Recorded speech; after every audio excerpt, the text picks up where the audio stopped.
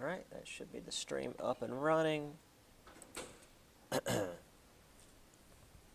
Just as a reminder for everybody, next Monday is when our your second paper is due. So if you're doing the second paper, please have it in by then. We're very much getting down to the wire, so I can't really take stuff late like I could with the first one. And then after next Monday, it's Thanksgiving break, and then the following Monday will be our last day of class. So for us, that will be review day. And then, let me see what date that is. Yeah, so next Monday, the 25th, that's our last full week. Well, not full week of class. So Monday, December 2nd is our last day, and that'll just be a review day. And then, lucky for us, our exam is on, the final is on the first day of finals. So Wednesday the 4th, just come in here, 8:30, usual time, usual stuff, and we can do that. Gracie. Right. So, any questions before we get started? So just, again, paper on Monday, and then the Monday after that will be review, and then the final. So we're about done. I've just got to get, I've got to get the rest of this chapter and really about the half of the next chapter in the next 2 days. But that'll be fine. We'll be all right. Before we start, though, I thought I would include... Did it come up there? No. I thought I would include this. Some recent additions. Whoopsie. So there's the little one that you guys have all seen. This blob is... was a kitten last year. He's now like 20 pounds. And then this is another cat that came last October. She's not quite as big as him, but I was very much being crushed. So I thought I would include that for you guys. She was asleep, but I started trying to take the picture and she started stirring around. But yeah, they're a mess. It's great. I think it's 5 indoors, 2 outside, and then there's also like a stray tomcat that's sometimes out there. He shows up. So yeah, the reason the ones that are outside is they keep peeing in my house, and that's not great. So they're in the backyard. It's fenced in. As long as they stay in the yard, they're safe. Unfortunately, when I had several more cats, they wouldn't stay in the yard, and there were dogs roaming around the neighborhood, and it didn't go well. So that's why everybody's staying in if I can keep them in. So, in fact, this one here, he got his tail just about pulled off by dogs when he was outside. So he's got a little stub tail now. But he made it out better than the other ones did. All right, so let's get back into chapter 9.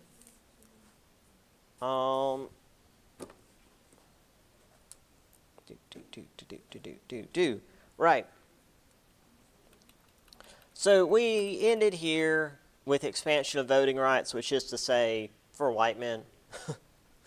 In fact, fewer voting rights for women and freed blacks because, well, it's 1800s America. So the expansion of voting rights was that people who didn't own enough property for the original property qualifications, or sometimes even people who didn't own property at all, were now able to vote. Because as I've said before, the initial the initial democracy, as it was, did not want everybody to be able to participate because it was seen as the rule of the masses, and can't have that. Only people who are educated and therefore rich should be able to vote. So, after adding voting restrictions to the few black men who could vote, there were more restrictions following this. For example, Congress limited naturalization to immigrants, which means that the freed blacks in America and the Native Americans who had been here since, several thousand years at least, they couldn't become citizens. Only if you were immigrating from another country could you actually apply for the naturalization process. If you were already here, you're out of luck, I guess. I mean, obviously, if you were white and born in America, you're automatically a citizen. But if you weren't, well, sucks for you. Excluded blacks from joining federal militias because, again, can't have people with melanin with guns because scary.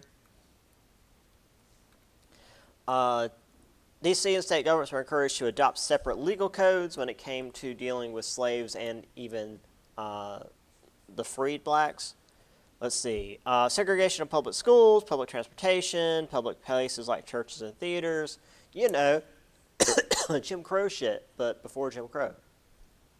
Because Jim Crow was just an attempt to get back to this, like pre-Civil War restrictions, and boy, did they. But we'll get into that next semester. There was also quite a bit of violence against African Americans, which also will not go away next semester. But not just mob violence, even violence sanctioned by the state, because the state was being run by a bunch of racist assholes, so it's fine with them. 1822, this is really the major one here. Denmark Vesey in Charleston. He was accused of following the exploits of Toussaint Louverture. If you recall, he was the guy who was, I wouldn't say running the Haiti Revolution, but by the end of it, he was the one leading it. So they believed he was planning to free the city's slaves and basically take over Charleston. We have very little evidence that that actually was a thing. What we do have evidence of is that he was a free black man in Charleston who was organizing churches, mutual aid societies, other things to help the black citizens in Charleston. And that was seen as being too much, so they accused him of trying to overturn the city government. Vesey and 34 of his alleged co-conspirators were hanged, with 18 more being exiled. And also, the African Methodist Episcopal Church there in Charleston, where they supposedly had been meeting to do this whole insurrection thing, was torn down because they couldn't even leave a freaking church in the city that happened to even let black folk in, because obviously, in Charleston, South Carolina, at the time, there wasn't exactly interracial churches. Now, while this was obviously most common in the South, there was also race riots up north. Cincinnati, 1892, half of its black residents fled the city and really even the country, heading up to Ontario, Canada. A similar event happened in 1832 in Philadelphia. White residents attacking black residents, forcing them out of their homes and forcing them out of the city. And by forcing them, I mean killing many of them, and those that were able to get away got away. And, well, the government was either not doing anything to stop it, or the police would come in and just join the whites and attack the African Americans because, once again, 1800s America. So there's Denmark Vesey. And people being run out of, I think this was Philadelphia.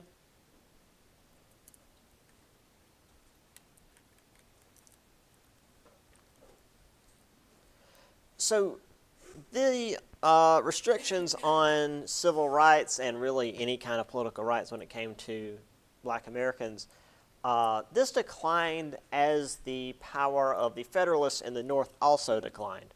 Originally, they had been the ones pushing for abolition laws. And with the War of 1812, the Federalists had pretty much lost any kind of power they had in America. While this was going on, and the Democratic Republicans were pretty much the only power in town, well, they suffered from success and started to split along the seams. Their concern was over how much power the federal government was wielding, because if you recall, one of the big things that the Democratic Republicans were promising they would do they would do once in power would be to limit federal power. However, we saw as far back as Jefferson, they didn't really do much of that. You can argue that the purchase of Louisiana was technically an overreach of federal power, but nobody was really complaining about that one. Everything else, though, the Embargo Act, the Force Act, all these things that were restricting American citizens, were very much seen as an overreach of federal power. So, having been in power for 25 years, obviously when you're in power and you can give yourself more power, well, that's a temptation hard to resist. So much of the party was beginning to embrace the idea of expanding federal powers, while others within the group wanted to return to the Jeffersonian principles, which, as I just said, Jefferson's principles and his actual actions didn't quite mesh, but it's a good idea, I guess. 1824 had an election that saw quite a bit of political realignments. Rival factions have split into two distinct parties, and by 1828, they'd actually formed the two parties. So you had the Democrats and the National Republicans, which I'll get into more in just a second. 1824, the ticket was split among four camps: John Quincy Adams, Andrew Jackson, Henry Clay, and William Crawford, who was James Monroe's Secretary of War. Adams and Jackson were the ones who were clearly in the lead. Jackson won the popular vote, with Martin Van Buren backing him, while Adams technically won the presidency because Henry Clay, who was in a distant third, basically shoveled all of his support into James's camp, and John Quincy Adams, shoveled all his support into Adams's camp, which made him win the electoral vote. So despite John Quincy Adams winning, pretty much everybody else in the government was against him. Congress was largely led by Van Buren, who, as we just mentioned, was the one helping Jackson, and his own vice president, John C. Calhoun, was also opposing him. So John Quincy Adams, I should say, didn't get much done. This also prevented any more internal improvements using federal money, so, canals, roads, eventually railroads and such. So all he really had was this extension of an old tariff from 1816, and then in 1824, another tariff that, he extended this tariff in 1824, and then in 1828, he created another tariff for raw materials like hemp, wool, and molasses, which Jackson saw as a good thing. So despite the fact that Jackson's party was largely anti-tariff, this was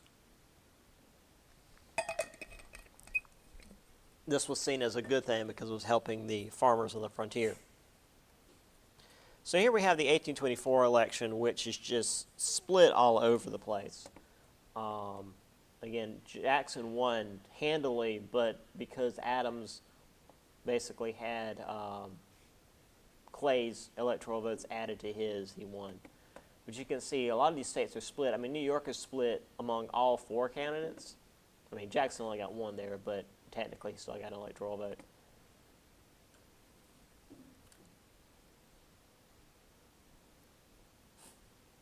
Well, I'll get to that in a minute. So 1828,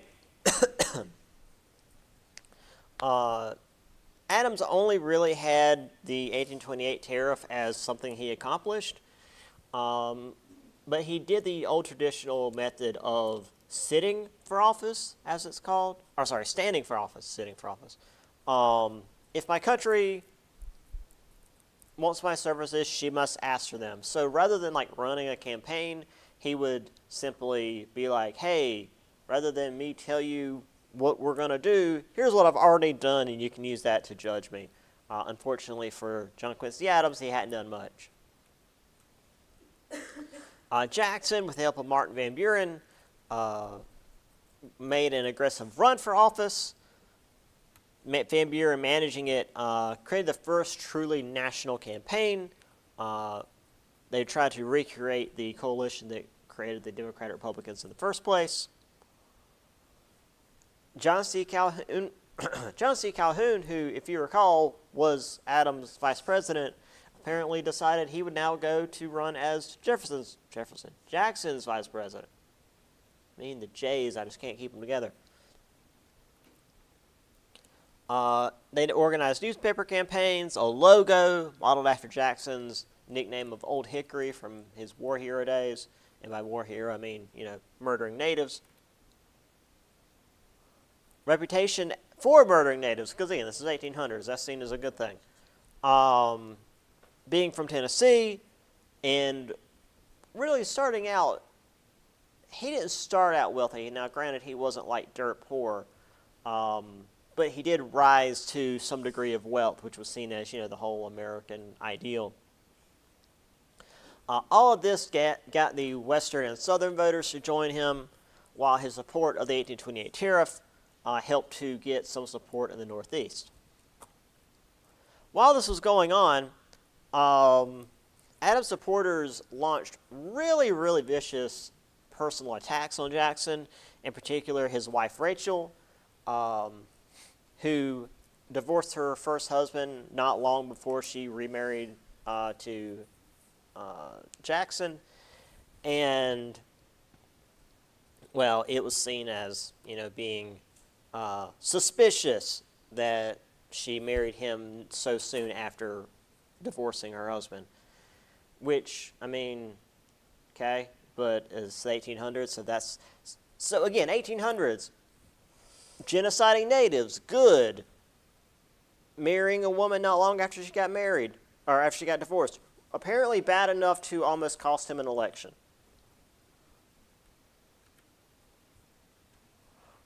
Now, Adams didn't support all of this, but he also didn't tell them to chill the hell out. He wanted to have the appearance of a gentlemanly statesman while completely ignoring the fact that his supporters were, to put it mildly, by the time Jackson won the presidency, Rachel was dead. Like, she had been harassed to such a degree that her health declined, and by the time Jackson actually was inaugurated, she had died. So I'm not going to say they actually killed her, but they definitely drove her to such a degree that her health declined over stress. And yeah, it was, again, 1800s America, everyone's getting sick from existing, but they certainly didn't help.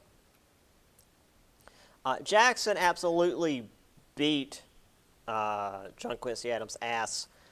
He got every region but New England, and again, New England and New York are seen as two separate sections, so he was able to take New York as well. During the campaign, Jackson's supporters called themselves the Democracy. Adams supporters named themselves National Republicans. And FYI, these are completely diametrically opposed to modern-day Democrats and Republicans in terms of like what side of the aisle they're on.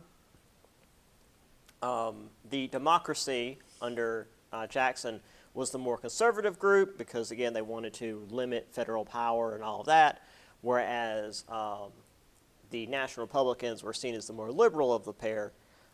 This doesn't change until like 1940, 1950 under, 1950, 1960 under Nixon, but that's for a different semester. So here are some of the attacks on Jackson, which, I mean, the account of the bloody deeds of General Jackson. This wasn't the people he had killed. These were the people under his command who had died, which could be argued he sent them to their deaths. That was the whole thing. It wasn't that he literally has masses of native bodies on his hands, but no, the people who were fighting under him got killed. But it went really poorly for Adams. I mean, that's what, more than double electoral votes. We will see some even more horrifically one-sided elections, but not this semester. This is probably one of the most one-sided. Well, not including Washington, because nobody would run against him. Yeah, this was extremely one-sided. That said, not everybody was on board with Jackson. We'll get into what all this is about in a little bit. Nullification, South Carolina Ordinance, because obviously we're causing trouble. Treason, Civil War, what is that? Deception, disunion, despotism. I always say despotism. Yeah, we'll get to that in a minute.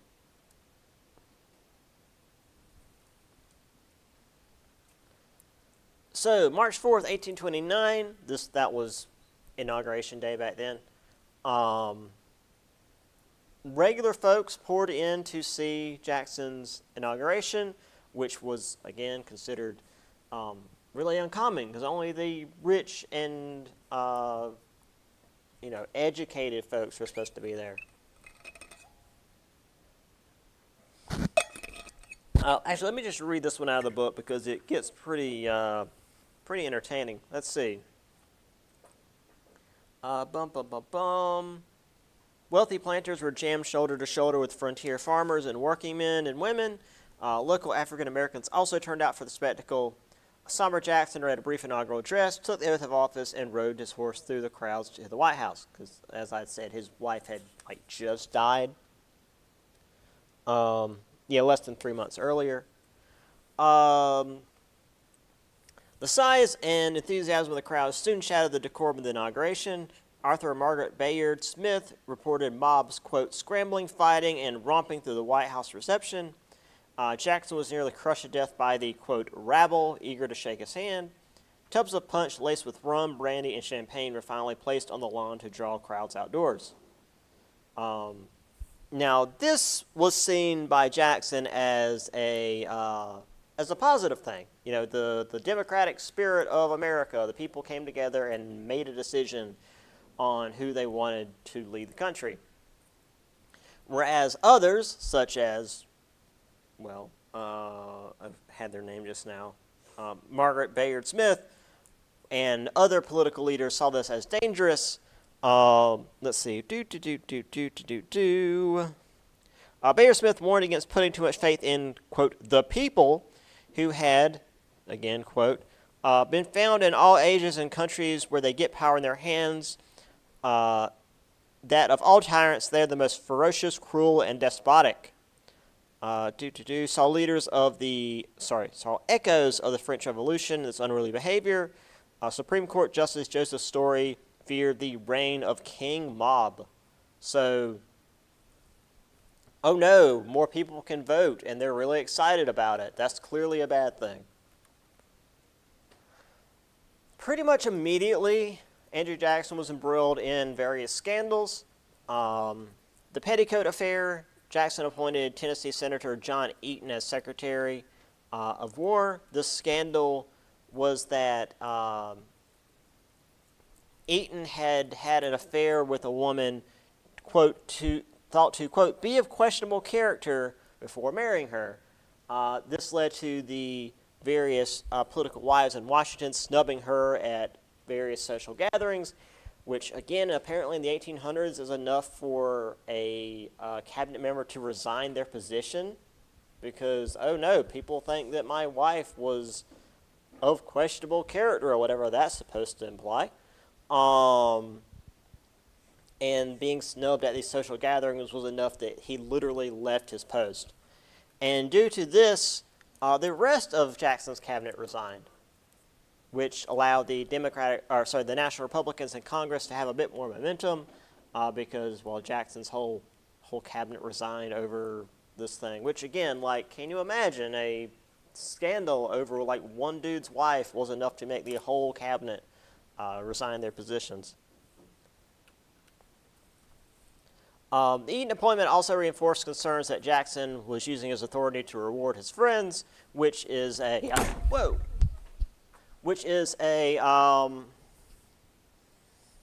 thing, because when it's the cabinet, people don't get elected to that position. People don't earn it through like what they know. They just get appointed.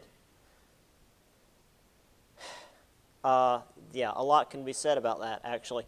That said, despite Jackson's cabinet resigning, he didn't even really use them to begin with. He typically relied on this informal group of advisors that were derisively called the kitchen cabinet, not necessarily because they met in the kitchen, but because they were unofficial.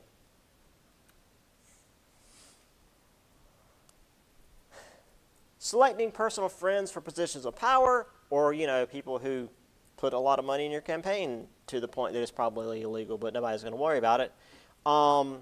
This was continued by future administrations, and was known as a spoils system. If you win the, political battle of presidency, then you can do what you want, apparently. So Jackson would appoint people who he liked as opposed to people who were necessarily good for the job. Here is Jackson's inauguration. Besides it being a bunch of people, you've got like some dude back here with a horse and buggy, and something bad's about to happen. There's a guy like riding on the back. I think most of these people are drunk, and that horse is not happy.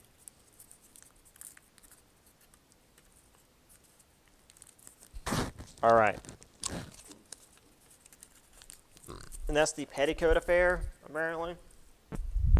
People literally getting in fist fights over this. The 1800s were wild, y'all.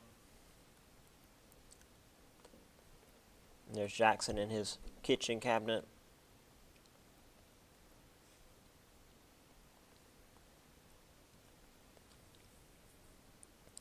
And also right away, Jackson's coalition started to fall apart, particularly when it came to tariffs. Southern planters and politicians expected him to repeal the tariff, while his supporters, wanted him to keep it.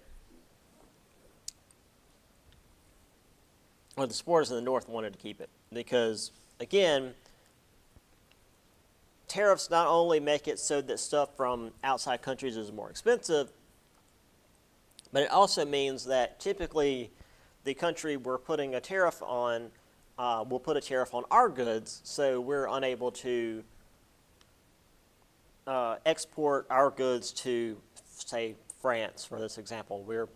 French goods that are coming in are going to be more expensive, so you're encouraged to buy domestic products. However, a lot of our economy at the time was global, and putting up tariffs causes other countries to do the same, and so our goods aren't being bought by other countries either.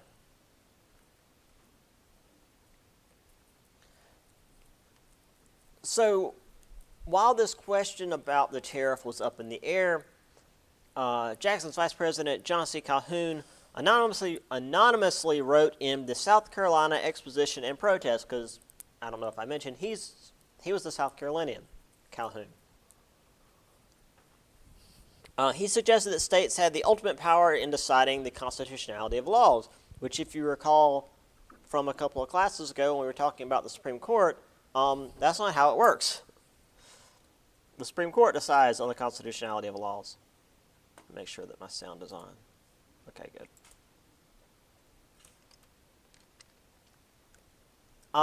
This stance was known as nullification, the idea that a state could just ignore a federal law. I mean, they would nullify said law because it didn't benefit them. South Carolina Senator Robert Hayne defended nullification. He claimed that without it, the North would economically crush the South, whereas Daniel Webster opposed nullification because, well, Jackson actually, I've got a really good quote from Andrew Jackson about it.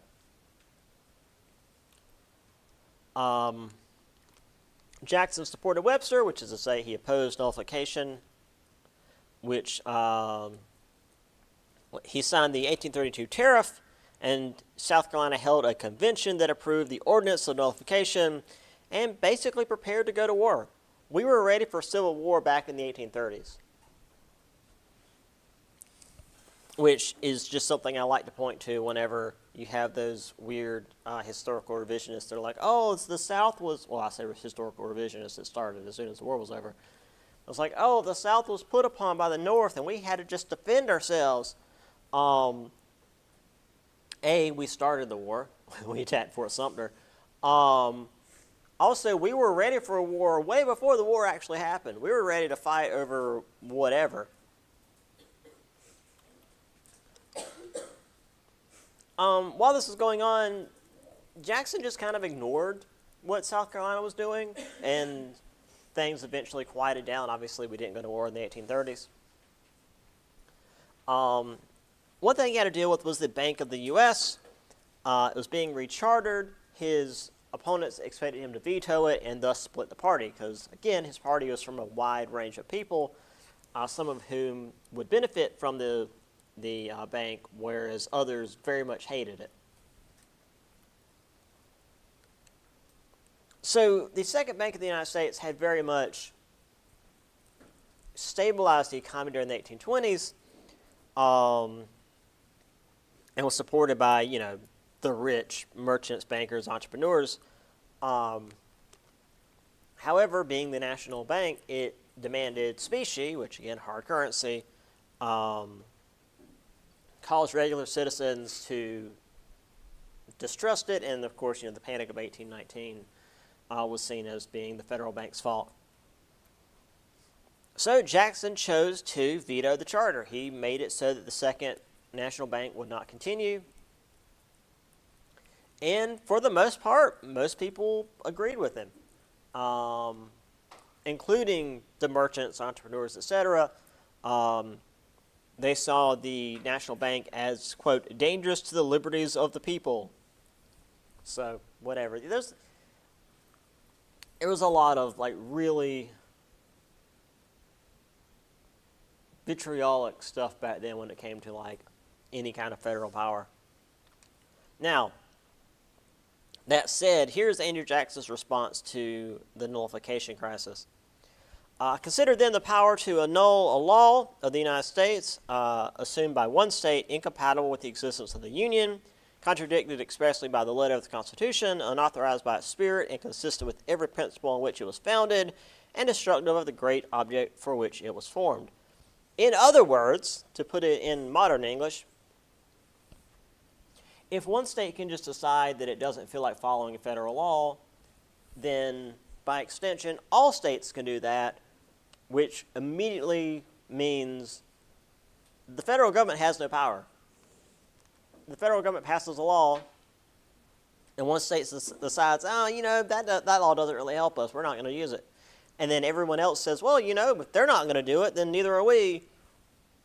We're right back at the Articles of Confederation. We're right back at the central government has no power and state governments can do whatever they want. That's not a very strong union.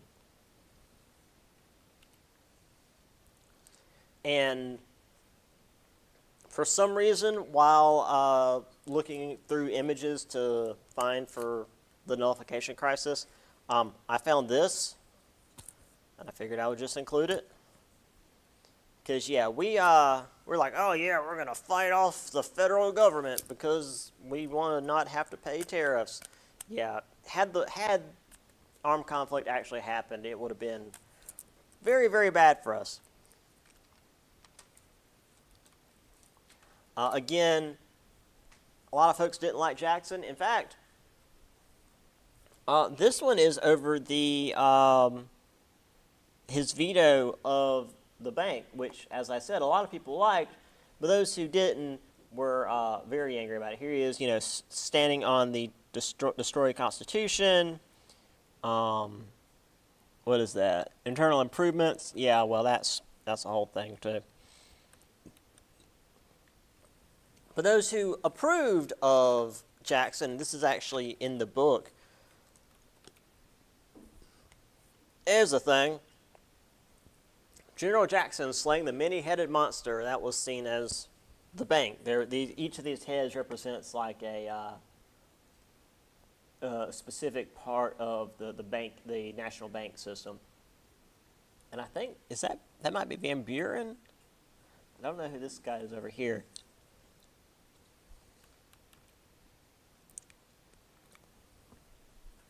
Now, what Jackson is most well known for, and I'm a little bit shocked that one of my professors considers Jackson like one of the best presidents we ever had, removing natives from their ancestral homeland and just like shipping them across the Mississippi and dumping them out where the land wasn't very good for growing food and just telling them to have fun with that. Obviously, southern and western settlers were all on board with this because it meant more land for them. But there were people within the government who were against Jackson removing or just straight up destroying the natives. And as a reminder, genocide is defined as the destruction or removal of a group of people from their place of living, because evacuating an entire society is going to cause irreparable harm and pretty much destroy their culture as well as who they were. I mean, if, I don't know, we get invaded by some outside country and they tell us, hey, you've got to move, everyone in South Carolina has to leave their home. That's more disruptive than just, we're just going to send you somewhere else. Like, no, it's going to destroy everyone that's being affected by it. The Protestant missionaries who opposed Jackson wanted to help to civilize the natives. Now, again, civilizing the natives basically means destroying their culture, but at least they get to not be killed and stay living where they were. James Monroe, John Quincy Adams supported the natives as long as the natives agreed to Christianize. Obviously, Jackson was working with the politicians who wanted to just force the natives west regardless. And this is something we talked about at the end of last chapter, the Cherokee. The Cherokee had fought along General Jackson against the Creek at the Battle of Horseshoe Bend, and in order to essentially fight back against American encroachment, they adopted a Republican form of government. John Ross was elected as president. They declared themselves a sovereign nation. We'll get more into that next chapter. I just realized that I'm thinking of the wrong class. The legislature in Georgia rejected this. They claimed the natives were under the jurisdiction of the state.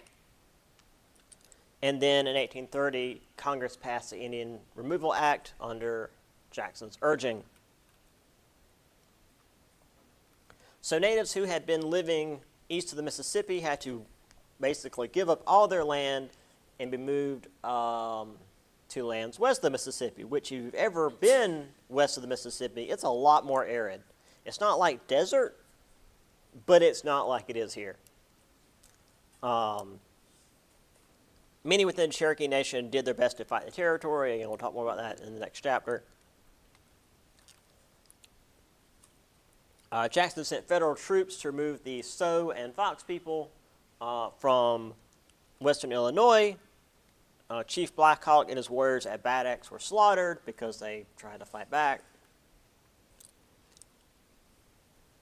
Meanwhile, the Seminole natives continued to fight in Florida, and John Ross tried to use the legal system to keep the Cherokee people where they were, which, again, we'll get more into that in the next chapter. So there's John Ross. We'll see this map again next chapter as well, but this is the removal of the people from all this land here to, well, eventually become Oklahoma, essentially. But even that, they started to get pushed further and further into smaller places because obviously there's the Battle of Bad Axe, where you've got a steamboat with a cannon on the front against a bunch of dudes on a raft. Not exactly a fair fight.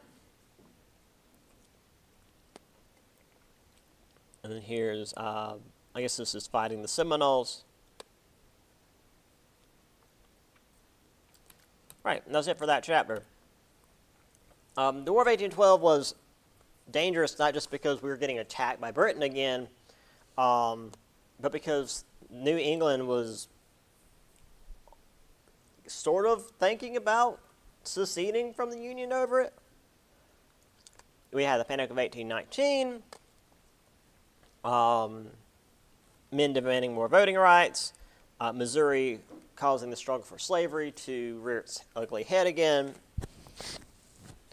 Meanwhile, Henry Clay was there trying to work with both sides.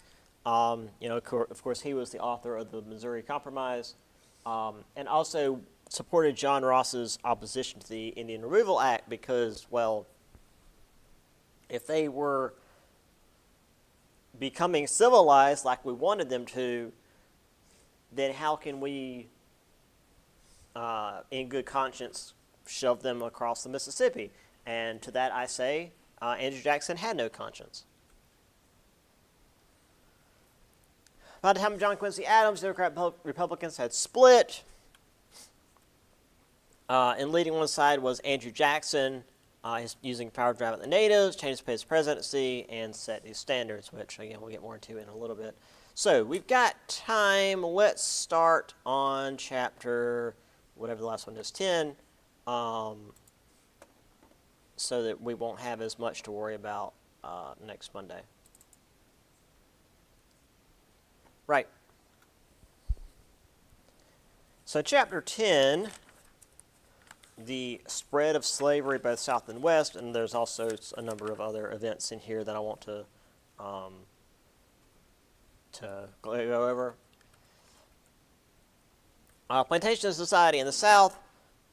Large plantations had existed with the major European powers, but mostly in the Caribbean and South America. The large plantations in North America didn't really happen until right before the Civil War, because the land along the East Coast was typically not fertile enough to grow these massive fields of stuff. The expansion led to wealthy aristocracy instituting more harsh discipline methods because they wanted to ensure their cash crops were being produced in the highest number. This also meant that the plantation owners were making a lot of money and typically could afford even more creature comforts, including the plantation mistresses, the wife of the plantation owner, able to shift some of her domestic duties onto a domestic slave, because a lot of her other work was like managerial. She kept the staff, doing what they needed to do. And also, if I remember right, a lot of times would even do a lot of the financial work for the plantation.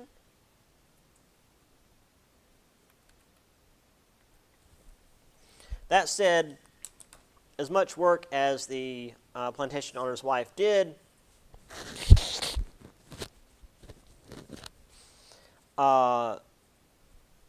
this was still built on the pedestal of the patriarchy. So any, let's see, how does it put it? The sexual relations that the slave owners forced on their slaves had to be ignored because, well, it was part of slavery, and you can't complain because that's the system that you're using to live. Now, when it came to landowners, only a few actually had these big plantations. Most landowners had between 3 and 5 slaves, a small team, whereas most didn't have any at all. When it came to the South, percentage-wise, obviously the rich are a much smaller percentage. Percentage-wise, these big plantations weren't that common, but they were the ones that everyone remembers because they were the ones that were literally running the South. James Henry Hammond, who was one of the richest plantation owners at the time, said that the planters are essentially what the nobility in other countries are. They stand at the head of society and politics, and that's true. But also, he wasn't exactly unbiased. So let's find, here we go. Here is his take on slavery. I think that I may safely conclude, and I firmly believe, that American slavery is not only not a sin, but especially commanded by God through Moses and approved by Christ through his apostles. Sure. Yeah, this was one of the big things in the South was as we were getting closer to the Civil War, as more and more people were realizing that, hey, owning humans as slaves maybe isn't a good thing. There was this argument that, oh no, this is for their own good, and this is not only like okay because it's helping the slaves somehow, we'll get to that in a minute too, but that it was commanded by God. So, yeah.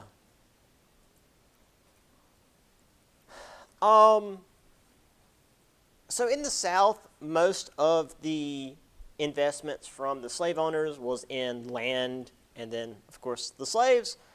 So the South didn't really grow like the North did in terms of cities, industry, transportation, technology in general. That's one reason the Civil War went so poorly for the South, because we were like 50 years behind the North in terms of technological progress. Because it was just cheaper to use slavery. There was a factory in the South in Richmond, Virginia, the Tredegar Iron Works. Some small textile mills, but for the most part, the land was used to grow cotton or other cash crops, and then were sent north either as raw material or just to trade for what we needed.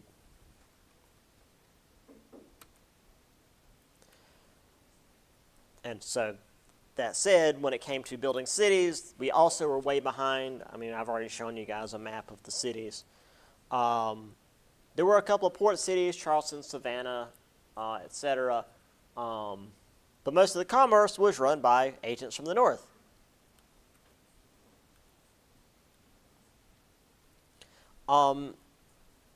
Let's see. Despite the fact that there weren't that many cities, it did attract a lot of free blacks and immigrants, which then, of course, led the rich whites to think that, oh, cities are just hellholes that are taken over by crime. Boy, that sounds familiar.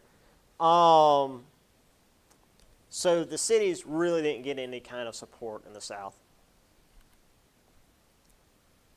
which further reduced the development of transportation. Again, I've shown you guys some maps. There was like a couple of major roads down here, no real canals, and like one railroad, and that was mostly in Charleston. Because, well, not just because all the money was being used by the slave owners to buy more slaves and buy more land, but also because we've got a lot of rivers down here. We've got a lot of large navigable rivers. You get your stuff together that you want to ship to the port city. You build a raft. You put all your stuff on the raft. You pay some child a pittance to watch the raft as it goes down the river. And then when it gets to the port, they sell all the stuff and also even, as I've said, break the raft up and sell the timber. And that's how you sell your goods. Again, there would occasionally be a couple of rail lines. I think the first one here in America was actually in Charleston. But when it came to large rail lines, it was mostly only up in Virginia and Maryland, as they were bordering the national capital. So here's Tredegar, Charleston. Other than the sailboats, this is basically just Charleston today. They managed to keep a lot of the historical buildings intact.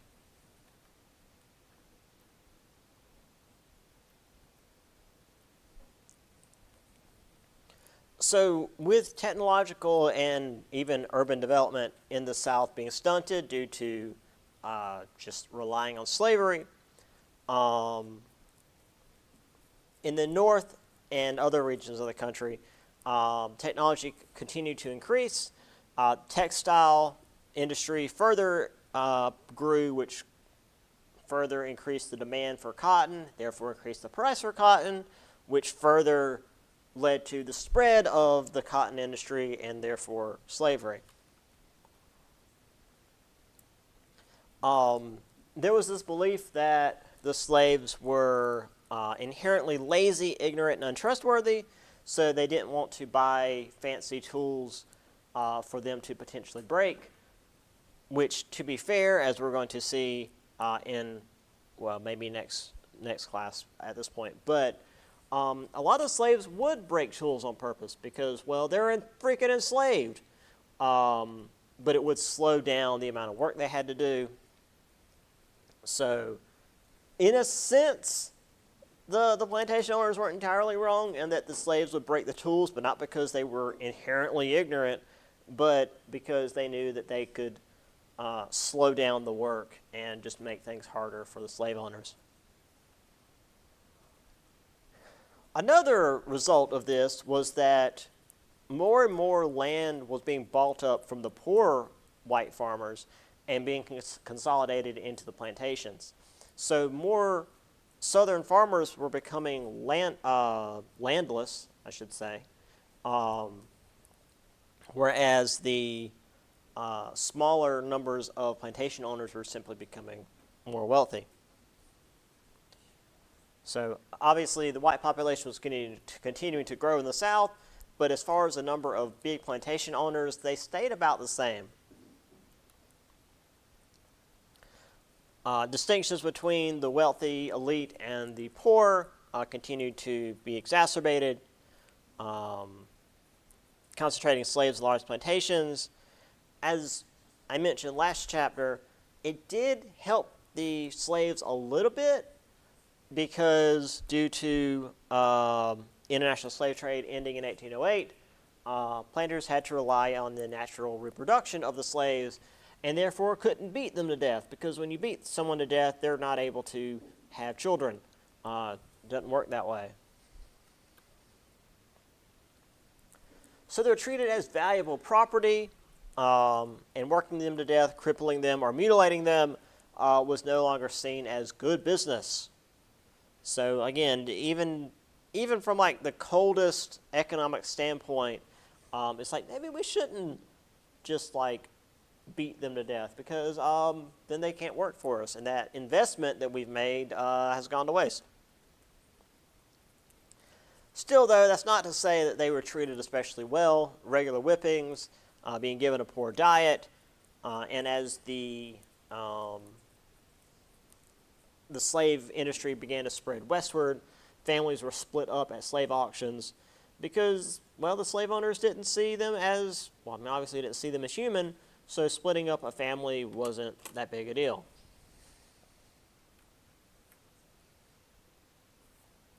So here we have some actual photography from the day. Probably a little bit later than the 1830s, but there was photography around the time of the Civil War. So while slave labor was obviously the driving factor in the economy in the South, it also affected the economy of the entire nation. By 1860, cotton accounted for nearly 2/3 of our export trade. So while it wasn't all of our money, 2/3 is most of your money. And, well, it's usually not very good to specialize that much in a single thing. There were some skilled slaves that worked as carpenters and blacksmiths, and they were often hired out by other plantation owners, allowed to leave the plantation and go to other plantations to work. Sometimes they were allowed to keep a small portion of their pay. Boy, isn't that generous. But they also were able to travel to other plantations and see freed blacks to basically reveal to them, hey, the life that I've been living this whole time isn't the only way of things. There is potential to do better. Household slaves would receive old clothes, bedding, leftover food. Again, not the best, but better than they had it before. But still, working domestic work was still very physically taxing. They'd chop wood, haul water, bake food, wash clothes, and again, the washing clothes was also a right pain, as most clothes back then were still made of linen, which, again, you get that stuff wet and it's really heavy. But even like pure cotton stuff, I mean, you know, you get your jeans wet, it's heavy. Children put to full-time work at the age of 11 or 12 because, hey, you can walk around and carry stuff, you can work now. Field labor brought together a lot of slaves throughout the entire day, so they were able to bond.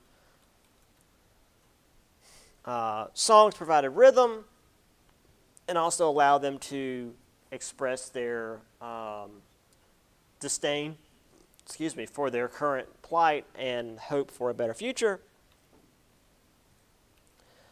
Field labor was either task labor or gang labor. Task labor, you would do a set amount of work, and if you got it done early, you could go back to go home.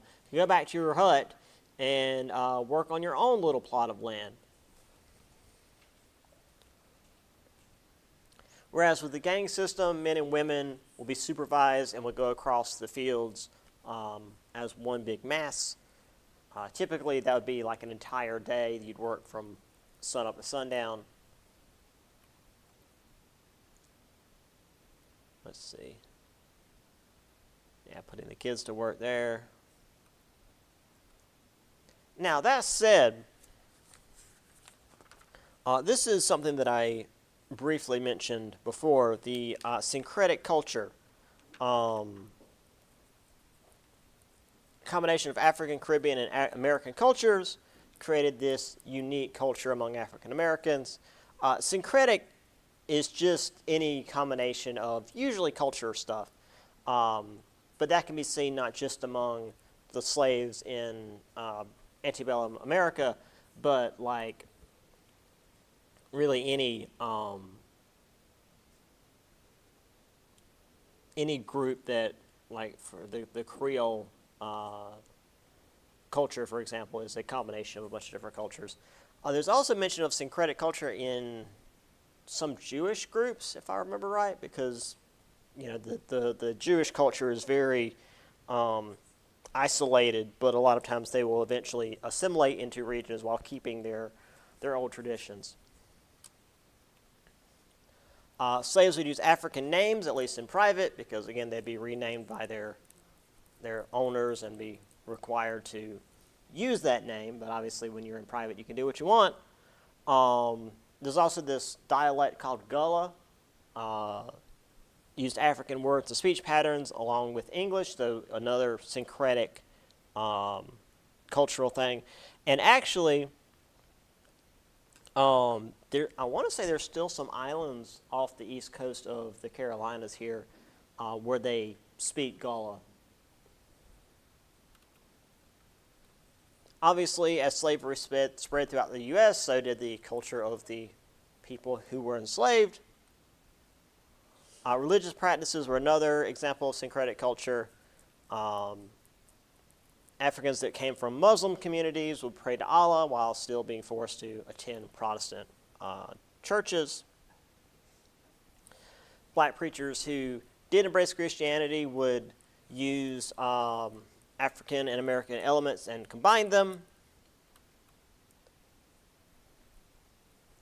And the groups that the African Americans typically gravitated towards were Baptist and Methodist groups because they tended to be most similar to the spiritual forms that they had known in West Africa. So by the middle of the 19th century, African Americans had about a third of Baptist membership and a quarter of Methodist church memberships. So that's some pretty large percentages for a group of people who often weren't allowed to go to churches because we can't let them think they're people. Obviously, any African Americans who managed to become preachers were typically men, but some women did gain a following in slave communities. When it came to health care, they had to take care of each other. Because, again, obviously, enslaved births were typically attended by black midwives using herbal medicine because that's all they had. I believe I used this image in the spring as well. This is one of the Sea Islands where the Gullah culture still exists in large numbers. Speaking of large numbers, here's the first African church in Richmond, Virginia. This is Richard Allen. This is really full. You've got the people in the balcony up here, absolutely packed. Back here as well. It's standing room only. To the point that here's the preacher, and here's people standing behind him. He is as close to the wall as he can get, and there's still people seeing him from the side and kind of the back because this building is so full. Because they were really enthusiastic about being able to have their own church, have not some white dude preaching to them about how slavery is good for them, actually, but one of their own up there preaching. All right, let's do this last bit, and then we'll be done for the day. These black preachers in West African cultures were seen as a threat. Slave owners were usually able to stamp out open revolts, but when it came to more subtle means of resistance, it was harder to spot and blame them for doing it. It's it wasn't an accident. Slowing down work, feigning illness, breaking tools, as I mentioned, even running away, which wasn't like a running away to the north to be free, but just leaving the farm for a while before coming back. It typically depended on where the slave was and what they had access to. Skilled workers were using more expensive tools, but it was harder for them to pretend like they didn't know what they were doing because they were, skilled workers. And the reason they were there is because they knew what they were doing. When it came to field laborers, the only tools they had access to were, the real cheap, simple hoes, and then the cotton plants themselves. But because they were seen as being ignorant and really unaware of what they were doing, they could like stomp on cotton plants, or when they're tilling the soil, hit a rock and just smash the hoe. I mean, heck, a lot of times they weren't even metal; they were wooden hoes. So it could slow down work and make things more difficult for the slave owner. When it came to house slaves, they could damage property and even poison the white owners if they wanted to. Now, that was obviously very dangerous, because if you get caught, you are not going to be in the best of shape. When it came to organized slave revolts, they didn't happen very often, but when they did, plantation owners absolutely shat themselves. And Nat Turner's Rebellion is the big one from this period, therefore probably important. Began in 1831, Nat Turner began the Revolt of Virginia. He saw himself as a religious visionary. He and his followers killed their owners and family, moved through nearby plantations in Southampton County, killed 57 white men, women, and children, freed more than 50 more slaves. But like with the Stoner Rebellion, by the next day, the militia had been called and caught most of them. Nat Turner managed to get away and hid out for 2 months before he was captured, and then was tried and executed on November 5th, along with 55 other African Americans. And the book doesn't even specify that these were necessarily members of the revolt, because right after this, white mobs beat, tortured, and killed 200 more blacks with no reason, just to ensure that these slave communities would remain afraid to try such a thing again. So here we have the various syncretic culture, the combining of African cultures with American things. There's the Horde Massacre in Virginia. Yes, Nat Turner and his boys take.